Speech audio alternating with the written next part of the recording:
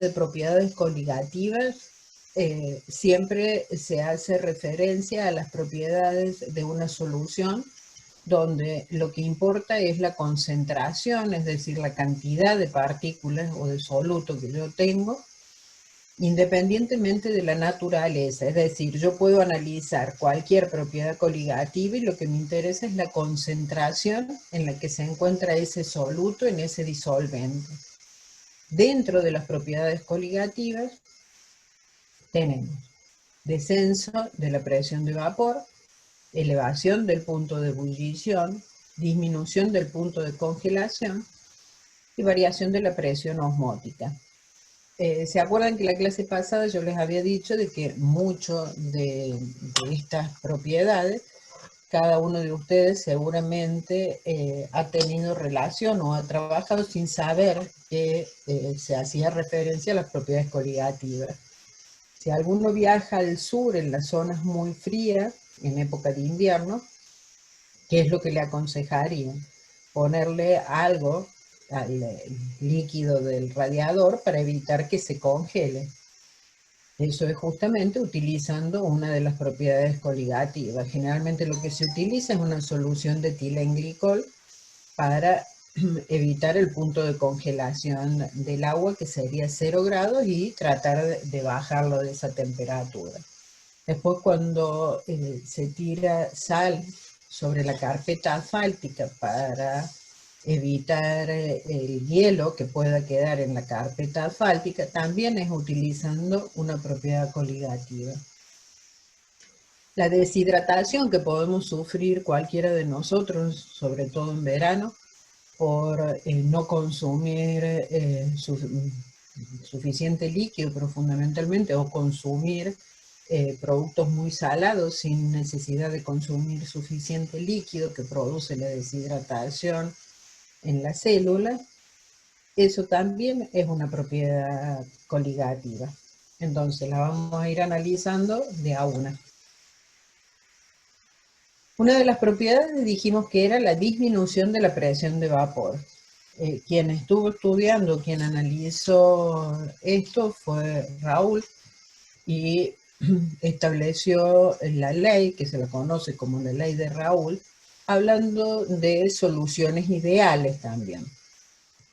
La presión parcial de vapor de un componente en una solución es proporcional a su fracción molar.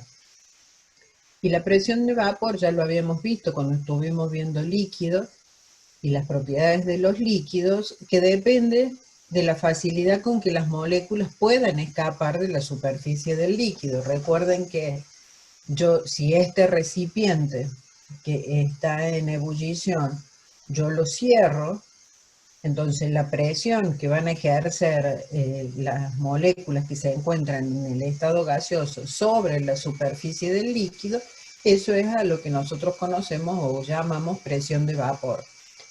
Mientras más volátil sea ese líquido, mayor va a ser la presión de vapor que tenga. ¿Por qué? Porque es más fácil que pase al estado gaseoso. Se encuentra, las moléculas tienen poca interacción entre sí, entonces van a tender a pasar fácilmente al estado gaseoso. Lo que analizamos como propiedad coligativa es que la presión de vapor de una disolución es menor siempre a la del disolvente puro. ¿A qué se debe esto? Si nosotros tenemos un disolvente puro, va a tener un punto de ebullición normal, supongamos en el caso del agua, de 100 grados centígrados. ¿Qué pasa si nosotros a esa agua le agregamos un soluto? Las moléculas del agua, al tener un soluto entre medio, va a hacer que se separen entre sí, no van a estar tan juntas para, para pasar al estado gaseoso, para interaccionar y pasar al estado gaseoso. Y existe un mayor caos molecular, una mayor entropía, entonces las moléculas es como que se sienten más cómodas en ese caos molecular y no pasan tan fácilmente al estado gaseoso. Entonces existe una disminución de la presión de vapor. Supongamos que nosotros tenemos dos componentes en una solución, un componente A y un componente B. La presión de vapor del componente A va a estar relacionada con la fracción molar de ese componente por la presión de vapor del componente puro, mientras que la presión B va a ser igual a la fracción molar por la presión de vapor del componente puro B. Y la presión total, tal cual como habíamos visto con la ley de Dalton, va a ser igual a la sumatoria de esas dos presiones parciales que están en la solución. Yo lo puedo expresar de esta manera o directamente reemplazando P sub A y P sub B por los datos, entonces nos quedaría una expresión de este tipo.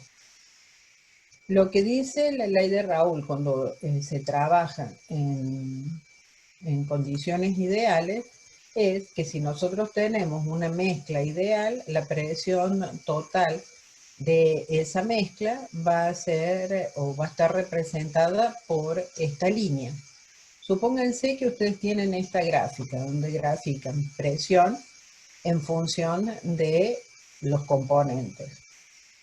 Si ustedes se fijan, yo acá en esta zona, ¿qué tendría? Si a mí me está indicando que el benceno va aumentando en esta relación, yo en esta zona tendría, no les dije que era benceno tolueno, ¿no? La mezcla.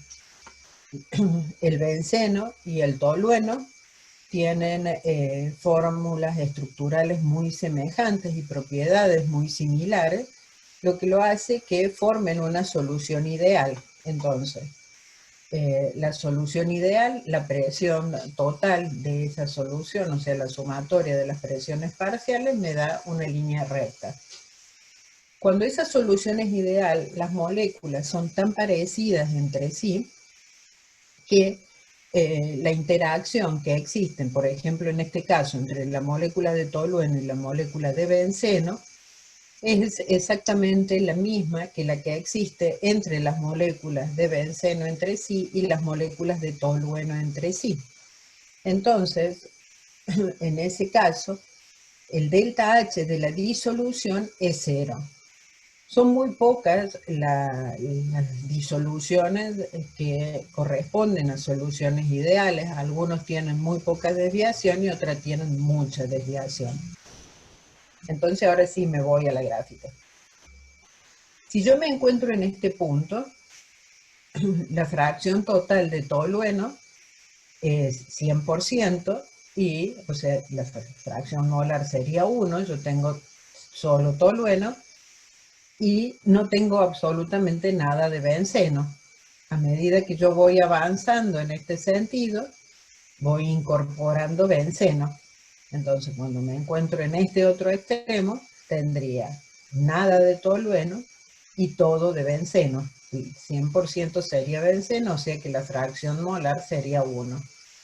Fíjense que no hace falta, recuerden que las fracciones, como habíamos visto en gases, cuando uno habla de fracciones molares, es 1 menos, supónganse, si yo tengo, en este caso, un 20% de benceno, o un 0,2 como fracción molar, implica que 1 menos 0,2 yo tendría 0,8 la fracción molar, en este caso de tolueno. Entonces, si nosotros tenemos, fíjense, en este caso dijimos que tenemos total solo tolueno y en este caso solo benceno en esta zona. Si yo les preguntara dándole esta gráfica y que me digan cuál es el que tiene el menor punto de ebullición o cuál de los dos componentes, benceno y tolueno, es más volátil, ¿qué análisis tendrían que hacer ustedes? Si yo me fijo en las presiones de vapor, la presión de vapor del tolueno es menor que la presión de vapor del benceno. Acuérdense que acá yo tendría benceno puro y acá tendría tolueno puro. Entonces, si la, si la presión de vapor del tolueno puro es menor que la del benceno puro, significa que este componente, al tener mayor presión de vapor, me está indicando que es más volátil. Entonces, por ende, su punto de ebullición va a ser menor. Entonces, si comparamos los puntos de ebullición normal, en el caso del benceno es de 80,1 grados centígrados, mientras que en el caso del tolueno es de 110,6 grados centígrados. Ahora, ¿qué pasa si nosotros esa interacción o esa similitud que existe entre las moléculas no es tan parecida, el delta H de disolución es distinto de cero? Entonces nos encontraríamos con soluciones que se encuentran fuera de la idealidad de la ley de Raoult y podemos tener o que tienen una desviación positiva, es decir, esta línea entera y recta sería la presión total si siguiera la ley de Raoult, y en este caso se desvía y la sumatoria de las presiones parciales, o sea, la presión total, me da por encima de lo que me daría el valor de la idealidad. Entonces, en este caso se dicen que son soluciones no ideales con desviación positiva. Un ejemplo de esto es la acetona, que es un componente muy polar, con el disulfuro de carbono. ¿Qué pasa si nosotros tenemos exactamente lo mismo? La línea recta esta oscura sería la presión total cuando la solución es ideal, y en este caso tenemos una desviación negativa, es decir, la sumatoria de las presiones parciales no sigue la ley de las soluciones ideales de Raoult, sino que se encuentra por debajo o tiene una desviación negativa. En este caso es cuando existe una interacción muy fuerte entre soluto y disolvente. El ejemplo más común que podríamos encontrar es el etanol y el agua. Recuerden que el etanol, tanto el etanol como el agua, tiene puente hidrógeno. Entonces, la interacción que existe de puente hidrógeno es muy fuerte y por eso no sigue la ley de Raoult de la idealidad. Esto también lo habíamos analizado en la clase pasada, que es la destilación de dos componentes. En este caso vamos a analizar también, igual que recién, o sea, yo tengo una fracción molar, acá voy a tener un componente 100% de uno, y en este caso 100% del otro. Y en este, ¿qué les puedo decir o qué analizarían ustedes? ¿Cuál es el componente más volátil? En este caso, fíjense que yo estoy graficando temperatura, o sea, no se confundan con esto que era presiones, ¿no? O sea, en este caso, al graficar temperatura, el análisis es justamente el inverso. Si este tiene una mayor temperatura de ebullición, va a ser menos volátil que este, que tiene una menor temperatura de ebullición. Entonces, ¿cómo analizamos esto? Si nosotros hablamos de una destilación simple, ponemos acá dos componentes o más componentes, digamos, de una solución. Se comienza a calentar, el vapor de agua sube por esta columna, esto generalmente tiene un relleno, que va a hacer que se vaya condensando y volviendo así sucesivamente hasta que esta columna comience a tomar un poquito más de temperatura al calentarse, y en ese caso entonces el componente más volátil será el primero en salir. Este es un condensador donde circula agua fría por fuera, y en el tubo que tienen ahí circularía lo que va saliendo de esta mezcla y lo vamos recogiendo en este balón. Ahora se acuerdan que en la clase pasada nosotros habíamos ido analizando esto. Si yo tengo un componente de una mezcla X, supónganse que yo parto de esta fracción entre T y B, o A y B, como quieran llamarlo. Este es la fracción de líquido, es decir, en el líquido yo tendría esta composición entre esos dos componentes que están formando la solución. Si yo, cuando llega a la temperatura de ebullición, la temperatura de ebullición de esa solución con esta composición va a ser esta. Esta va a ser la temperatura en la que va a salir esa fracción. Ahora, cuando esa fracción pase al estado vapor y se condense nuevamente, yo ya voy a tener mucho más enriquecido este componente en el componente más volátil.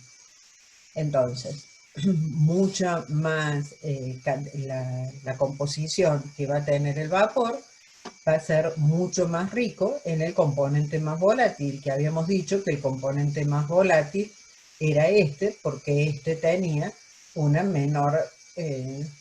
un menor punto de ebullición, entonces va a pasar más fácilmente al estado gaseoso. Este es el mecanismo o la técnica que se utiliza para las destilerías de petróleo, o sea, en este caso es una torre donde tiene cada uno de estos que ustedes ven acá, se los conoce como platos. Entonces va subiendo el gas, va condensando en esos platos y va cayendo el líquido y así se va enriqueciendo en el componente más volátil hasta que por cabeza se saca el componente más volátil de una mezcla.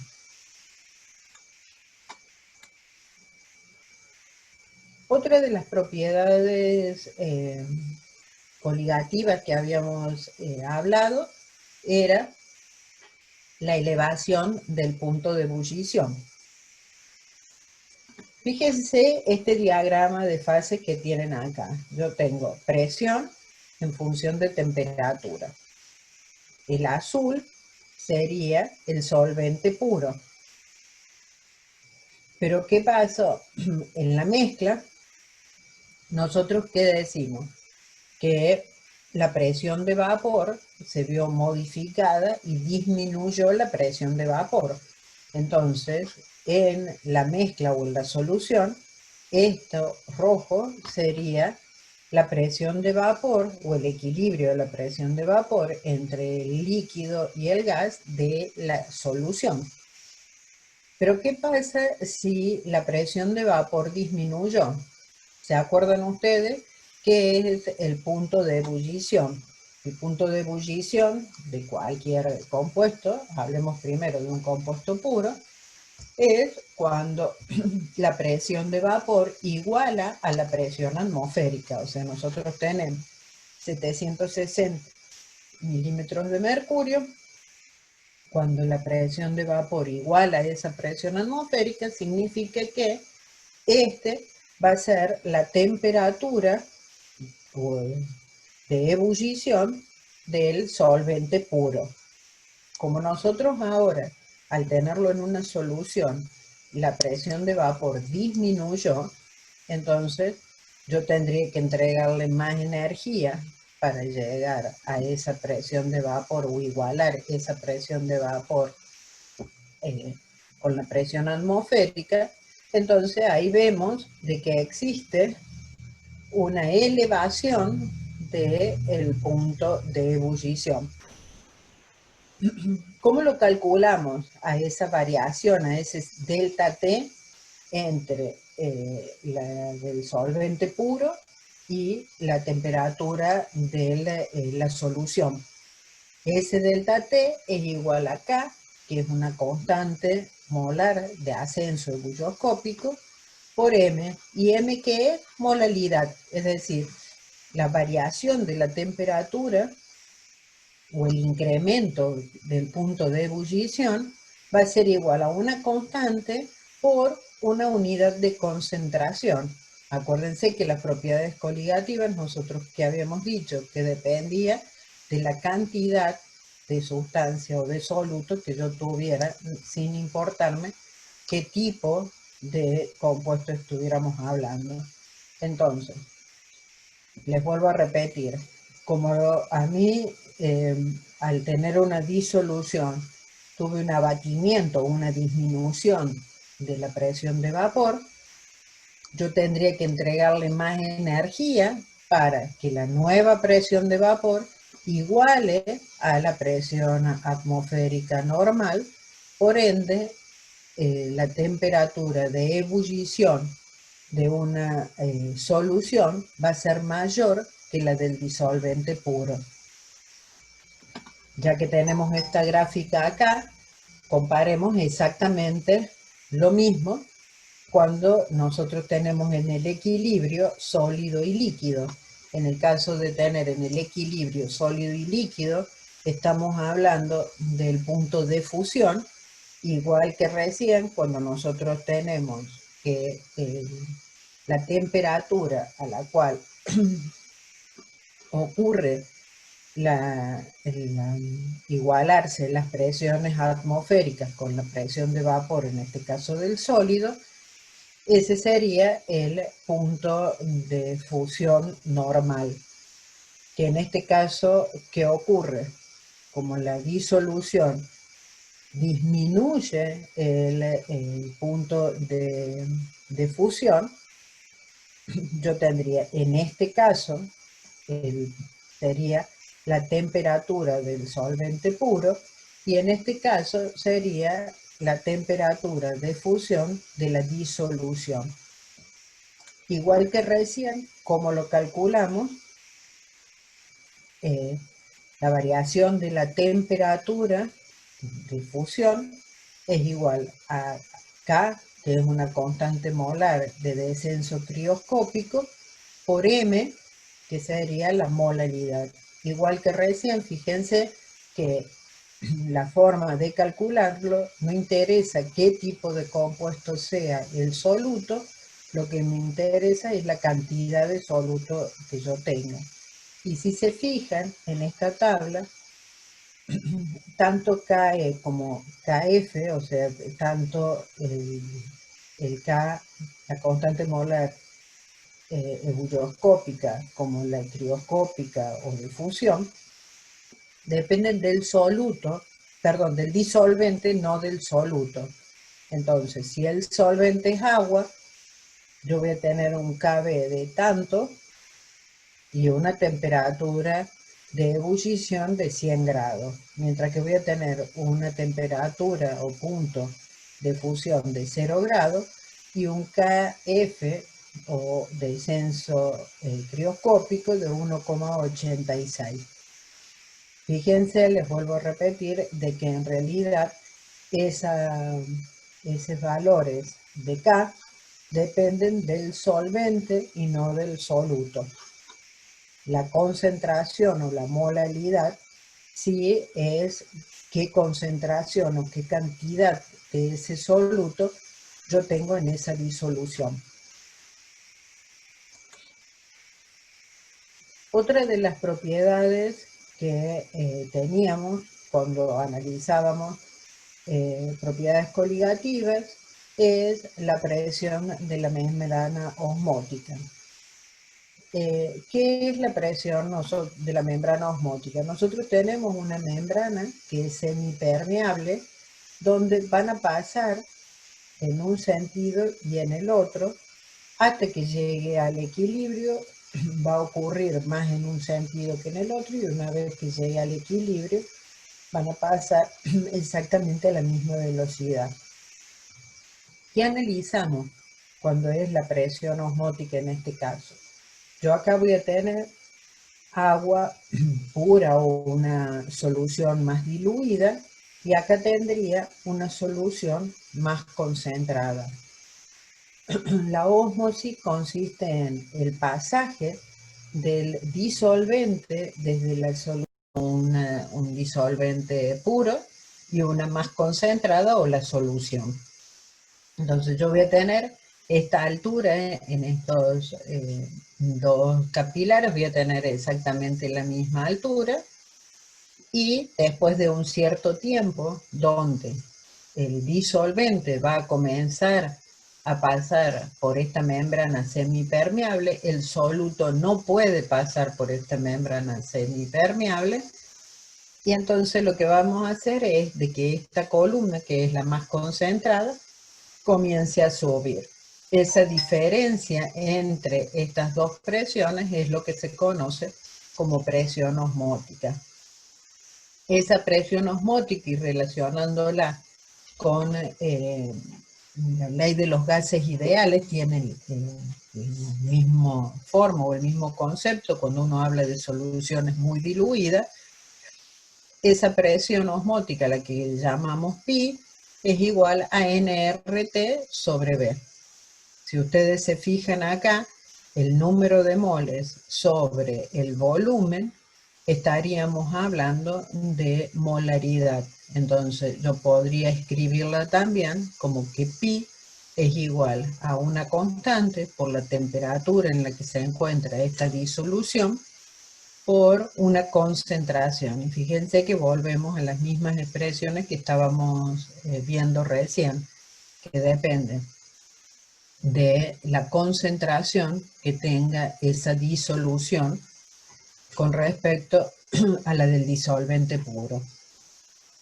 Entonces, la ósmosis normal es la que ocurriría cuando pasamos del solvente pasa desde la solución menos concentrada o el disolvente puro hacia la disolución o la solución más concentrada.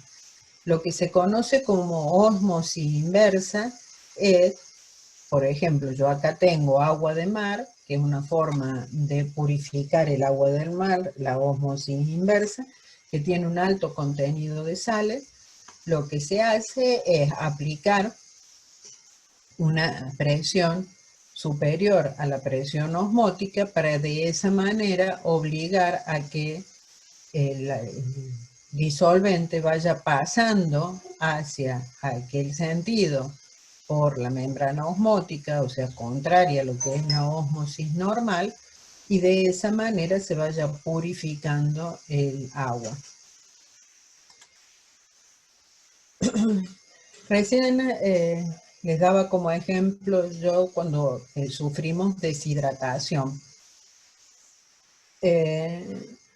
Una forma de analizarlo es a través de los glóbulos rojos, pero en realidad se puede analizar con cualquier célula. Si nosotros tenemos una disolución hipertónica, ¿qué significa eso? Que voy a tener una solución concentrada alrededor de la célula. Si quieren probarlo, pueden hacer un experimento, tomen una zanahoria o cualquier verdura, una remolacha, lo que fuera, la ponen en una solución muy salada, o sea, una solución de agua con sal. Si la dejan toda la noche, van a ver que mañana la van a encontrar que la ha deshidratado a esa verdura. O sea, es preparando una disolución hipertónica. Entonces, le saca el agua de la célula, en este caso que yo les decía, supónganse la zanahoria, o sea, le va deshidratando la zanahoria. ¿Por qué? Porque por ósmosis va pasando dentro de la zanahoria, o en este caso dentro de la célula, está más diluida, entonces el agua o el solvente pasa hacia la solución más concentrada. Entonces, ¿qué ocurre con esto? La célula se puede llegar a morir por deshidratación. Si nos vamos al otro extremo, que sería este, donde tendríamos el caso inverso. Yo tengo menos contenido de sal o una solución menos concentrada por fuera de la célula, entonces lo que va a ocurrir es de que el disolvente o el agua va a entrar dentro de la célula, y entonces en ese caso la célula comienza a crecer y a hincharse tanto que también puede ser que se reviente, digamos, o sea, la célula moriría.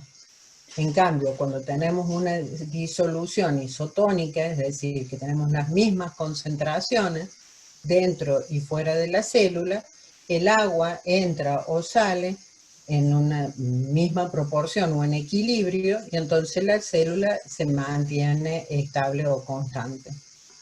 Profe, si me permite hacer una pequeña acotación con esto, que eso que demostraba en la célula, con los glóbulos rojos, puede pasar con cualquier célula del cuerpo. De hecho, en ¿Sí? Es lo muchos que les dije recién. procedimientos, sí, de hecho en muchos procedimientos médicos se suele decir que el tomar mucha agua es muy peligroso porque hace que ciertos órganos vitales también se expandan y les cueste funcionar, tales como el cerebro, o algunos órganos que sirven como filtros y otros más suelen Claro, fallar. claro, sí, sí, por eso les decía de que esto, yo les di como ejemplo lo de la zanahoria y lo de los glóbulos rojos o cualquier célula.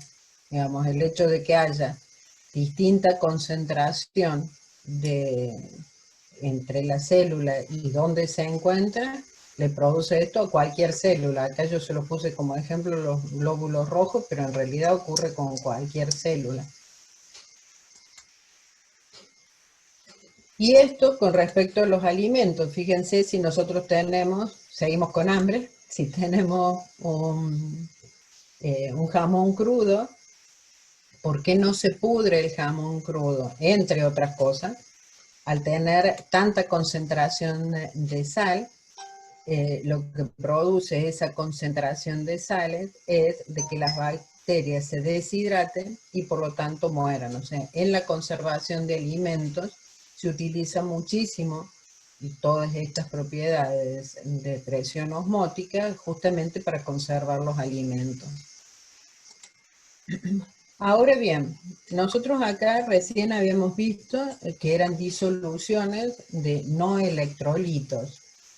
¿Qué pasa cuando nosotros, si bien en los ejemplos yo les fui dando algunos ejemplos, como por ejemplo el cloruro de sodio en agua, eh, pero en general todas las propiedades tal cual las habíamos ido hablando, me vuelvo. Fíjense acá que la forma de calcularlo es para cuando tenemos no electrolitos, ¿sí? Lo mismo que acá la presión osmótica también. Cuando hablamos de electrolitos, ¿qué significa un electrolito? O sea, en una disolución, a mí se me van a separar, por ejemplo, el cloruro de sodio es un electrolito fuerte. Cuando ese electrolito fuerte yo lo pongo en agua, voy a tener por cada mol de cloruro de sodio que yo disuelva, voy a tener un mol de aniones cloruro y un mol de aniones sodio. En el caso del nitrato de potasio, también es un electrolito fuerte. Cuando se disuelva, yo voy a tener por cada mol de nitrato de potasio que ponga en solución, voy a tener un mol de potasio y un mol de sodio. En el caso del nitrato de sodio, por cada mol de sulfato de sodio, por cada mol de sulfato de sodio que ponga en solución, yo voy a tener 2 moles de sodio y 1 mol de sulfato. Lo mismo con el cloruro de magnesio, por cada mol de cloruro de magnesio voy a tener 1 mol de magnesio y 2 moles de cloruro. Entonces, estos electrolitos lo que van a hacer es de que ese aumento del punto de ebullición, esa disminución del punto de congelación o esa variación de la presión osmótica se vea afectada o se produzca un mayor cambio en esa relación. Entonces, esa variación de la temperatura yo lo tengo que afectar por un factor que se conoce como factor de Van Hoff, a lo que es I. E I, ¿qué significa? Es el número real de partículas en una disolución en solución sobre el número real de unidades fórmulas disueltas inicialmente en la disolución. Ese factor, si ustedes se fijan, es un factor que nosotros lo podemos medir, pero es un factor que nosotros lo podemos estimar o calcular para ver cómo puede llegar a ser esa variación. Fíjense que yo recién les decía, de que por cada mol de cloruro de sodio que yo pongo, se me producen 2 unidades fórmulas disueltas. ¿Qué significa eso? Un mol de iones cloruro y un mol de iones sodio. Entonces el factor de Van Hoff es de 2. Fíjense que acá está el calculado, si bien es 1,9, pero el estimado es de 2. ¿Qué pasa con el sulfato de magnesio? El sulfato de magnesio, ¿qué tendría yo acá? Por cada mol de sulfato de magnesio que yo pongo en solución, tendría un mol de magnesio y un mol de sodio. Entonces, el valor estimado sería de 2. En el caso del cloruro de magnesio, ¿qué tendría? Por cada mol de cloruro de magnesio que yo pongo, tendría un mol de magnesio y 2 moles de iones cloruro. Entonces, el valor estimado es de 3. Entonces, si yo tuviera electrolitos fuertes en una disolución, esa variación de la temperatura para el punto de fusión o el punto de congelación sería mucho más grande que si yo tuviera un no electrolito.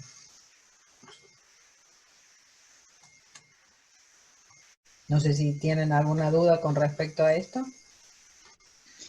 Disculpe, profe. Sí. Yo le quería consultar, no me quedó bien claro lo de la presión osmótica, o sea, esta constante que teníamos de la molaridad por la constante de los gases, por la temperatura del sólido, o sea, ¿qué tenía que ver con esta membrana semipermeable que sí dejaba pasar las moléculas, digamos, de disolvente y no la de soluto? No me quedó claro, o sea, no me quedó claro en sí la propiedad, la relación. Disculpe. Ahí me voy. No, por favor. La presión osmótica lo que hace es, en esta membrana semipermeable que vos tenés acá, permite el pasaje del disolvente desde la solución más diluida hacia la más concentrada, y como es una membrana semipermeable, es decir, te va a permitir el pasaje de ciertas sustancias y de otras no, no permite el pasaje del soluto desde esta dirección hacia la del disolvente, digamos, puro o menor, más diluido. O sea, eso es lo que es la presión osmótica.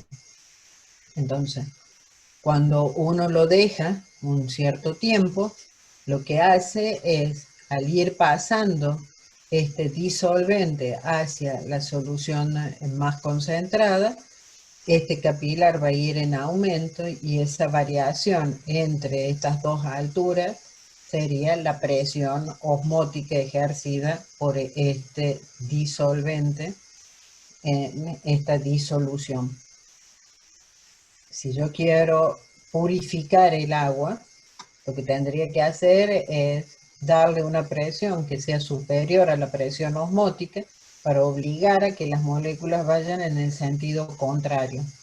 O sea, la presión osmótica siempre va de la sustancia más diluida o del disolvente puro hacia la disolución o hacia la disolución más concentrada. O sea, eso es presión osmótica. No sé si ahora lo entendiste mejor. Gracias.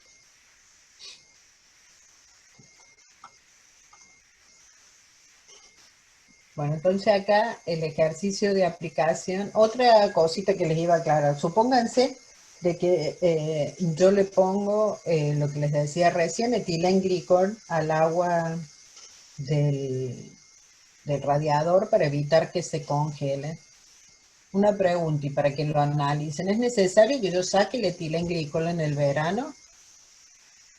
O sea, ¿qué me puede producir el que tenga etilenglicol en el verano.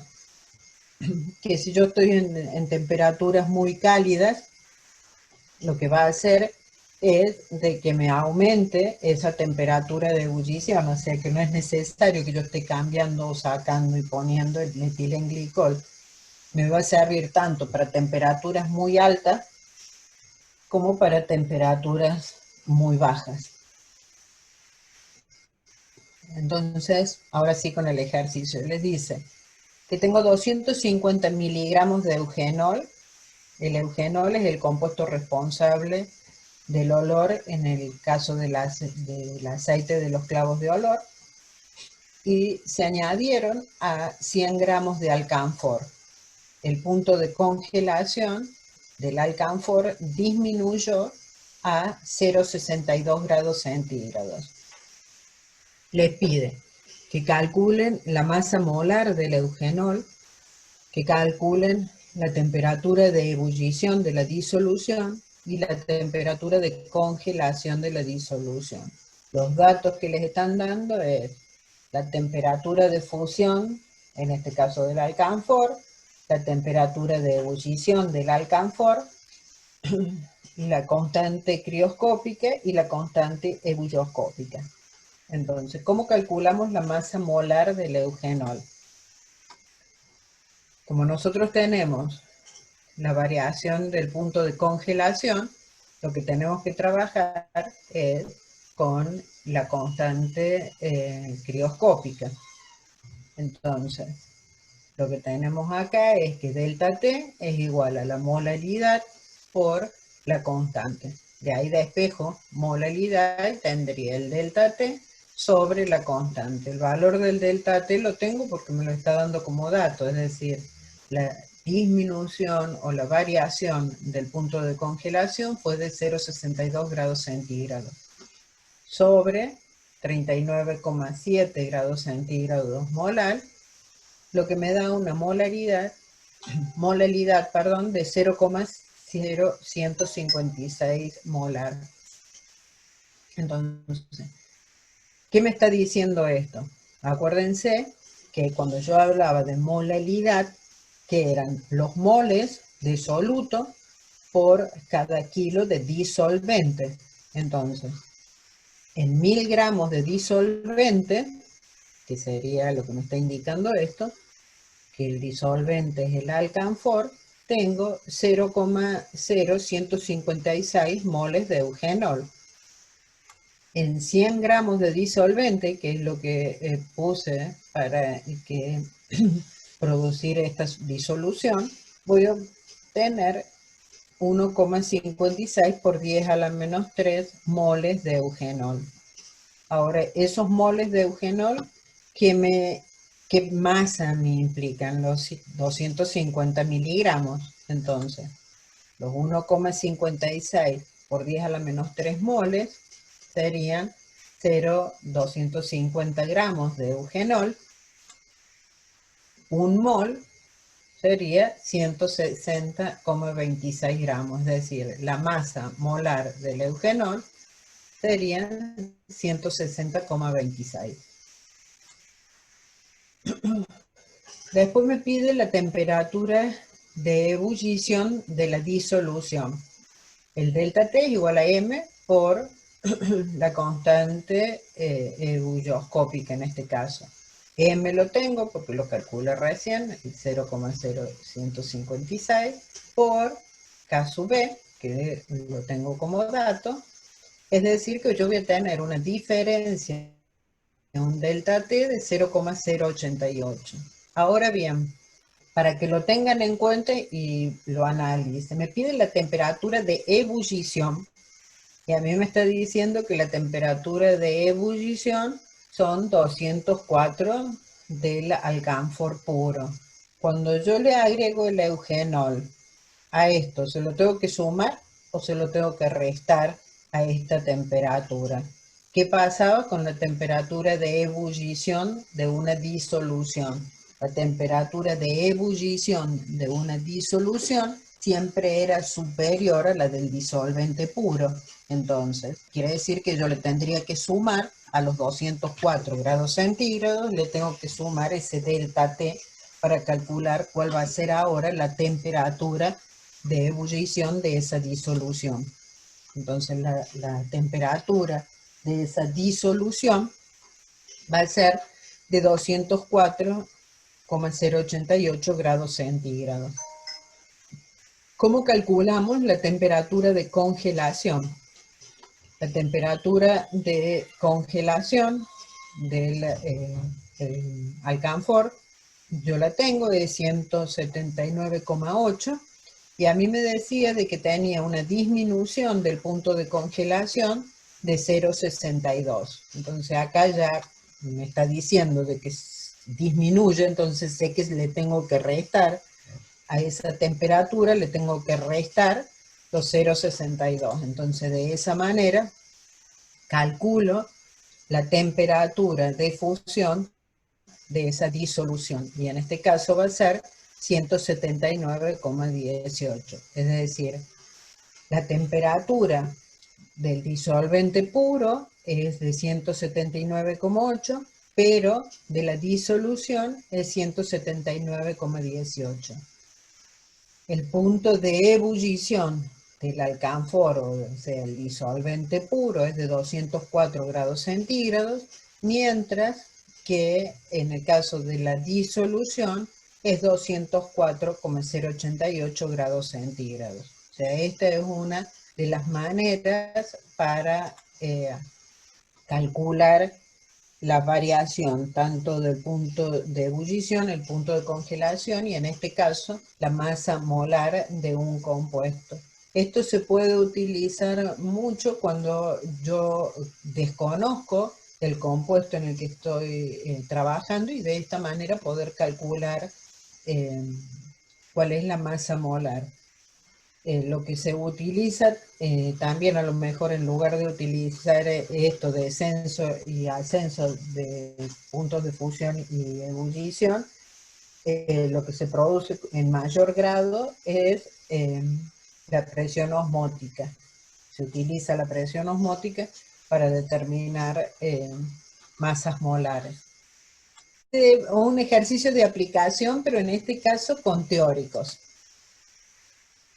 Dice, la variación de temperatura producida por una disolución de cloruro de sodio, un electrolito fuerte, con una concentración 0,10 molar, es mayor que una disolución de bromuro de potasio, electrolito fuerte, 0,10 molar. Y en esto me gustaría de que se animen ustedes a sacar sus conclusiones y a que lo digan, no por el chat, sino de forma oral, qué es lo que creen ustedes. ¿Es una respuesta, es verdadera o es falsa?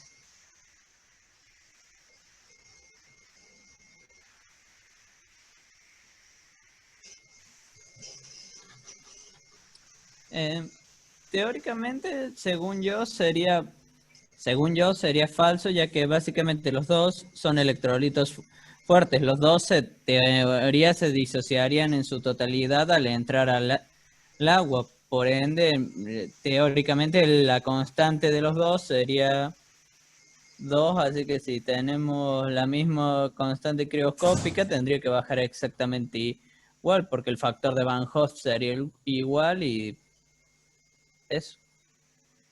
Bien, ¿quién da otra opinión? ¿Están todos de acuerdo con lo que plantea Pedro? Claro, yo estaría igual con la misma opinión porque son electrolitos muy similares, o sea, ahí dice 0,10, 0,10, entonces no vería por qué motivo en esa afirmación las variaciones de temperatura serían diferentes. Bien, o sea, es verdad, es falsa. ¿Por qué? Porque el factor de Van Hoff en el cloruro de sodio sería 2, o sea, por cada mol de cloruro de sodio obtendría un mol de cloruro y un mol de sodio, y por cada mol de bromuro de potasio obtendría un mol de bromuro y un mol de potasio, y ambas están en la misma concentración. Entonces la variación de temperatura producida en este caso sería exactamente la misma. ¿Qué hubiera pasado si en lugar de usar, por ejemplo, bromuro de potasio, les hubiera puesto sulfato de magnesio? No, tendría que ser sulfato de sodio, perdón. También un electrolito fuerte. El sulfato de sodio, en este caso, sería el sulfato de sodio produciría una mayor variación de temperatura que el cloruro de sodio. Porque si bien los dos tienen la misma concentración, el sulfato de sodio, yo por cada mol de sulfato de sodio obtendría 1 mol de iones sulfato y 2 de iones sodio. Entonces en ese caso el factor de Van Hoff sería de 3 y en este caso produciría un mayor salto térmico el sulfato de sodio. ¿Sí? Profe, antes de pasar a la siguiente, ¿me podría refrescar la memoria con una cosa de esta? Que en este sí influye el que sean electrolitos fuertes o electrolitos débiles, porque en esos tendríamos que ver cuánto se disocia de ese electrolito para el factor para sacar el factor de Van Hoff, porque solo influye el que se disoció y no lo que no se disoció, ¿verdad? O sea, si yo comparara, por ejemplo, estos dos que son electrolitos fuertes, el análisis es justamente viendo que el factor de Van Hoff en los dos va a ser el mismo. El otro ejemplo sería si le pusiéramos lo del sulfato de sodio, en ese caso el factor de Van Hoff no es igual, entonces la variación de temperatura no sería la misma. Ahora, si yo comparo un electrolito fuerte con un no electrolito, en ese caso el electrolito fuerte sería el que me va a producir una mayor variación de temperatura porque está calculado, digamos, hay que tener en cuenta el factor de Van Hoff. No sé si era esa la pregunta. O sea, si yo comparo un electrolito fuerte con un no electrolito, el electrolito fuerte me va a producir un mayor salto de temperatura. Y lo mismo ocurriría si tuviéramos un electrolito fuerte y un electrolito que no se disociaría toda la cantidad que tenemos. Por eso el electrolito fuerte o un no electrolito. O sea, el electrolito fuerte es que se disocia totalmente. El no electrolito es que no se va a disociar totalmente. Gracias por la aclaración. Si tengo entre estos dos solventes, tetracloruro de carbono y agua, la afirmación es que el más apropiado para disolver yodo y cloruro de potasio es el agua. ¿Es verdadero o es falso?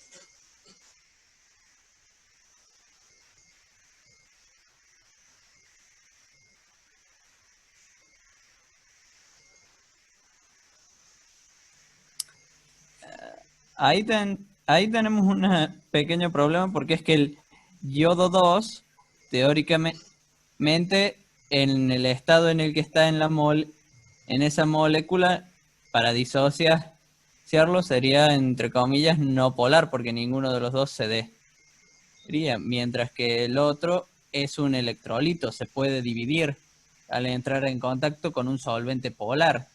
El otro iría mejor con uno apolar, según yo. Bien. ¿Quién otro da su opinión? O sea, ¿qué tendríamos que analizar acá?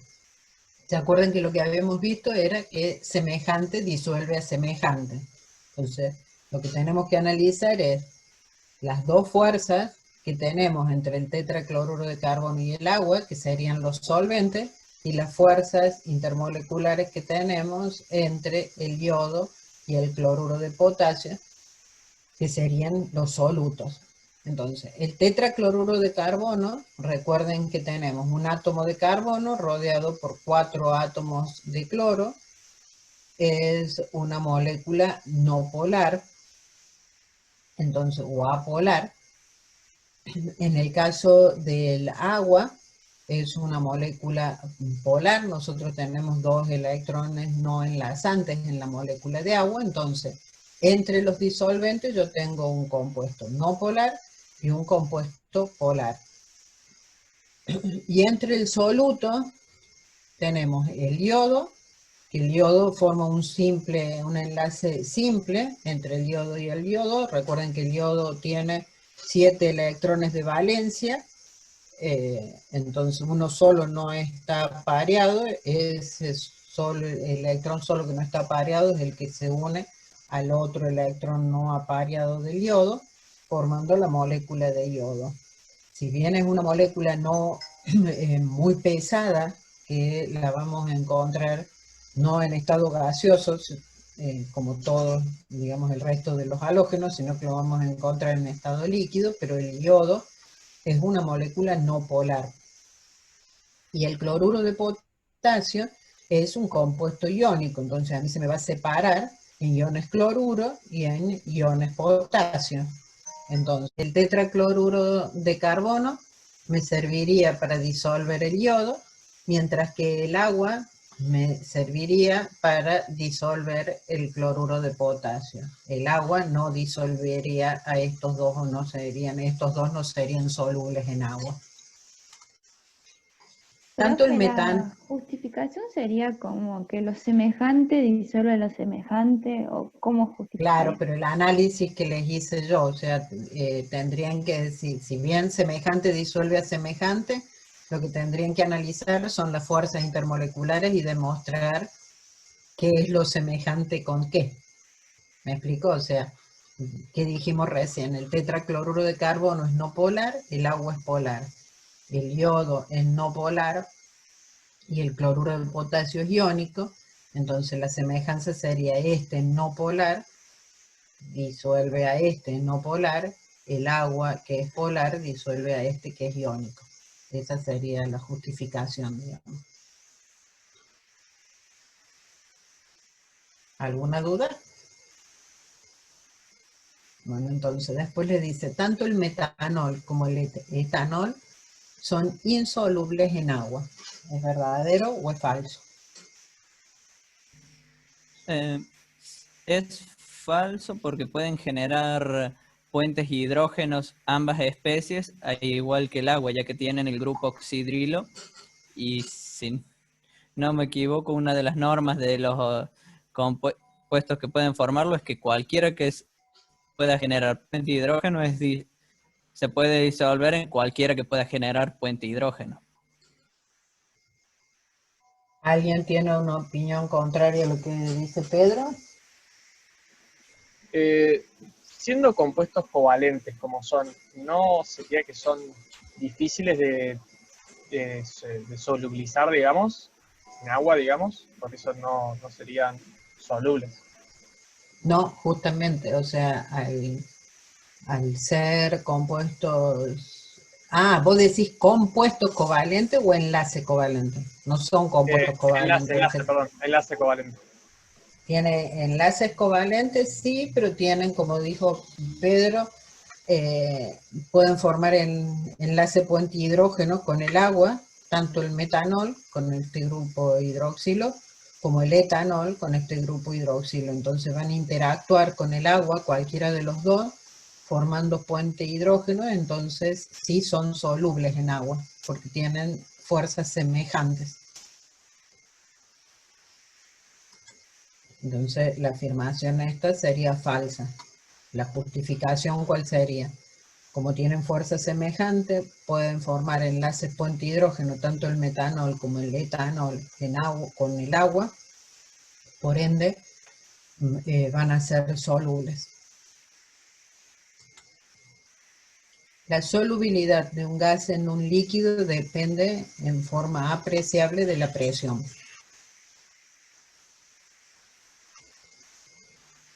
¿Es verdadero o es falso?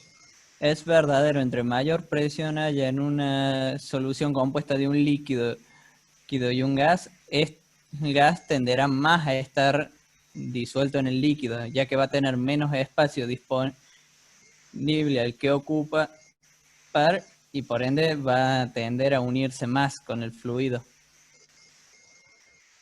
¿Y qué ley aplica ahí? ¿O qué ecuación utilizan para describir esa proporcionalidad?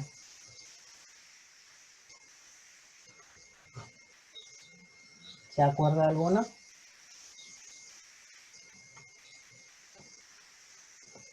La ley de Henry, o sea, la ley de Henry es la proporción directa, o que son directamente proporcionales, concentración con presión. Entonces, mientras mayor sea la presión, mayor va a ser la concentración o la cantidad de gas disuelto en un líquido. Sí, lo aportaron, Mónica. Aportaron ley de Henry los que recordaron. ¿Por qué no se animan a hablar que escriben todo por el chat? La solubilidad de un gas en un líquido aumenta al aumentar la temperatura. ¿Es verdadero o es falso?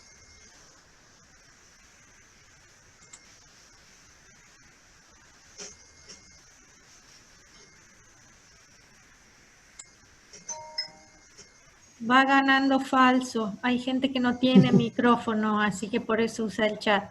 Ah, bien. La solubilidad de los gases disminuye con la temperatura. Bien. La solubilidad de un gas en un líquido disminuye al aumentar la temperatura. ¿Por qué se debe eso? ¿O cómo lo justificarían? Porque a mayor temperatura las moléculas tendrían mayor energía cinética y tenderían a escaparse de la solución, digamos. O sea, Perfecto. Claro, esa sería la respuesta. O sea, al tener mayor energía cinética, las moléculas gaseosas adquirirían esa mayor energía cinética al ir aumentando la temperatura y se desprenderían de la masa del líquido. De qué electrolito sería considerado fuerte y cuál no sería considerado fuerte en eso, digamos, en esa distinción también. Bueno, un electrolito fuerte es un compuesto que en disolución se separa totalmente en iones. ¿Se acuerdan que, a ver, déjenme si lo tengo acá, habíamos visto, por ejemplo, acá, que todavía no lo corregía esto, a esta flecha. Yo tengo este compuesto, el cloruro de hidrógeno, cuando yo lo pongo en agua, que decíamos y analizábamos cuál era más soluble en agua de estos dos gases. Y el fluoruro de hidrógeno, exactamente igual, que se separa así. Este sería un electrolito fuerte, o lo que después ya vamos a ver, también lo llamamos, es un ácido fuerte, porque se separa totalmente en los iones que lo forman. Mientras que el fluorhídrico, o en este mejor dicho, el fluoruro de hidrógeno, es un electrolito débil, porque no se separa totalmente. O sea, cuando esto llegue al equilibrio, y ya lo vamos a ver cuando veamos equilibrio, cuando esto llegue al equilibrio yo voy a tener parte de esto sin disociar. Eso es un electrolito fuerte con respecto a un electrolito débil. Y un no electrolito sería un compuesto que no se separa en iones cuando está en solución. Eso por un lado.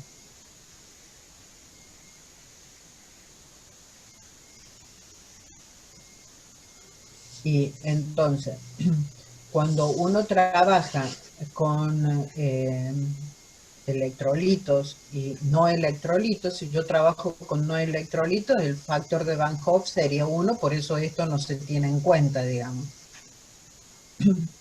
¿Por qué sería eso? Porque si yo trabajo con un electrolito fuerte, es como que yo tengo más sustancias en disolución que si yo trabajo con un no electrolito. ¿Por qué tengo más sustancias? Porque si yo pongo cloruro de sodio en solución, por cada mol de cloruro de sodio que yo ponga en solución, voy a tener 2 moles de sustancias disueltas, un mol de iones sodio y un mol de iones cloruro. Entonces esa cantidad de sustancias disueltas hace de que la temperatura se modifique en mayor proporción que cuando yo tengo un no electrolito. No sé si ahora te quedó más claro. O sea, esa es la justificación de por qué producen una mayor variación cuando hablamos de, cuando tenemos electrolito fuerte que cuando tenemos no electrolito. Y el electrolito es una sustancia que en solución se separa totalmente. El electrolito fuerte se separa totalmente en los componentes que la forman, iones en este caso. Sí, ahora sí, muchas gracias.